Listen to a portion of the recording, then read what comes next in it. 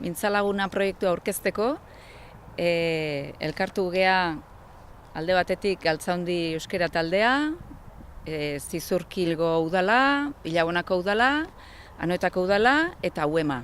Tolosaldean abiatu dugun ekimen honekin, egin nahi duguna da, azken finean, urte osoan jendia euskeraz aitzia bultzatu. Urte osoan, astean behin, ordu betez, euskeraz hitz egitea da helburua.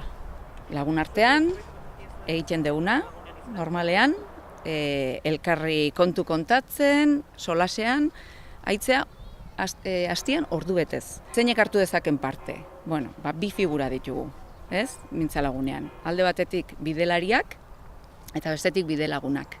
Bidelariak izango lirateke euskera ikasten nahi dian pertsona horiek eta nolabait zailtasuna dituztenak euskeraz hitz egiteko edo askatu nahi dutenak, ez?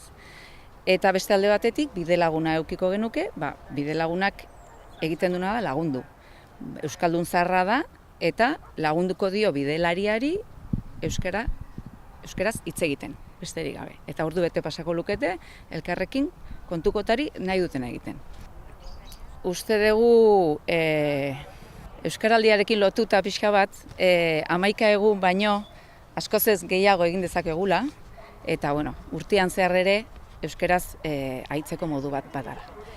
Beraz, nahi dunak interesatuak egin dezakena da udal hauetara jo, bai Bilabonako udaletxera, euskara zerbitzura, Zizurkilgo udaletxeko euskara zerbitzura, Galtzaundira, Anoetako euskara zerbitzura edo Aekara ere. Anoetako kasuan Aekara ere jo dezakete interesatuek. Eta hoxe da, animatu nahi ditugu denak horretan parte hartzera. Astean ordu bete besterik ez data.